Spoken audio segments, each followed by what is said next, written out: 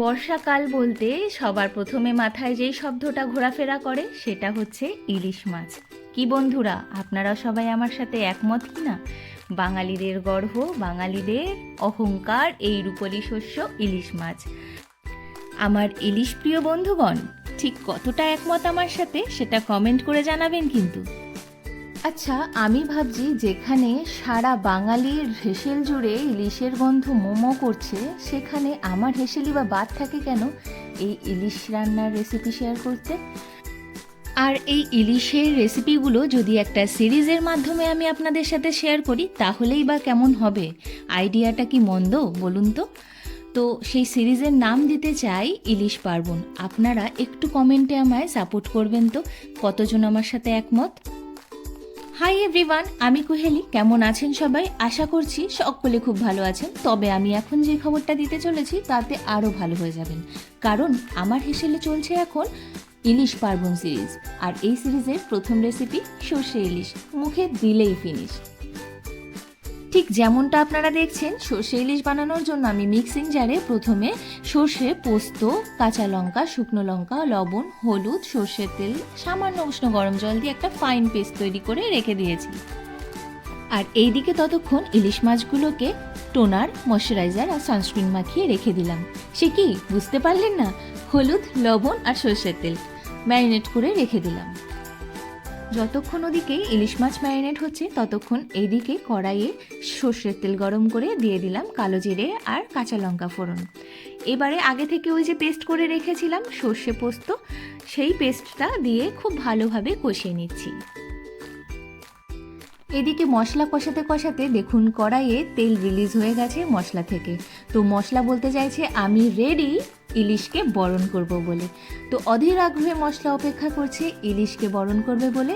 তো আর দেরি কিসের, আমরা আর বেশি দেরি করাবো না, একদম ওয়েট করাবো না।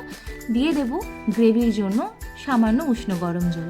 এখানে আমার মাছের পরিমাণ যদিও 4টে, তার জন্য আমি সেই মতো জলের পরিমাণ দিচ্ছি। এটা কিন্তু চোখের আন্দাজে আপনাদের দিতে হবে বন্ধু।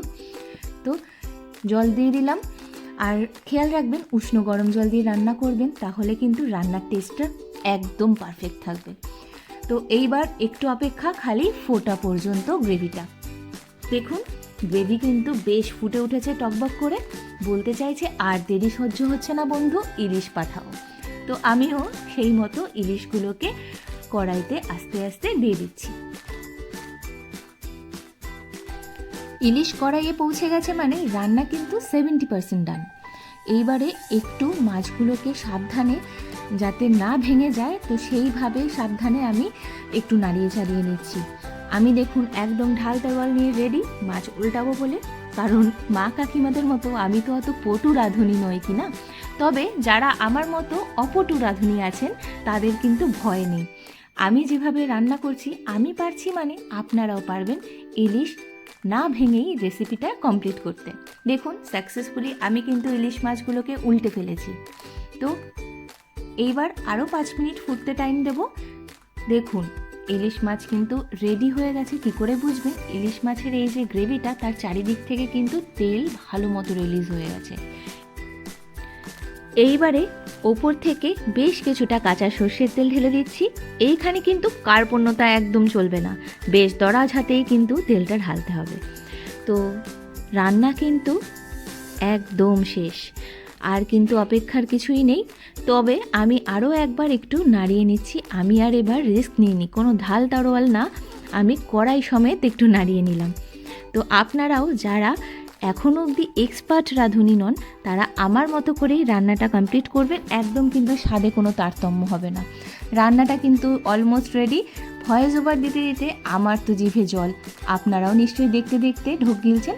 তো অপেক্ষা করে লাভ নেই বন্ধু, বানিয়ে ফেলুন এইভাবেই সর্ষে ইলিশ। তবে আর দেরি কোথায়? বাড়িতে অবশ্যই একবার এইভাবে বানিয়ে ফেলুন সর্ষে ইলিশ, আর আমাকে কমেন্ট করে জানাবেন যে আপনার বাড়ির লোক ঠিক কী রিভিউ দিল আমার মতো এইভাবে সর্ষে ইলিশ রেসিপিটি রান্না করার পর। আমি অপেক্ষা করছি আপনাদের কমেন্টে। আপনাদের এক একটা কমেন্ট আমাকে অনেকটা উৎসাহ দেয় নতুন নতুন রেসিপি আপনাদের সাথে শেয়ার করার জন্য। আজ তবে আসি বন্ধু, ফিরে আসছি ইলিশ পার্বণ সিরিজের নতুন আরেকটি রেসিপি নিয়ে। ততক্ষণের জন্য ভালো থাকবেন, সুস্থ থাকবেন। দেখা হচ্ছে নতুন রেসিপির সাথে। বাই।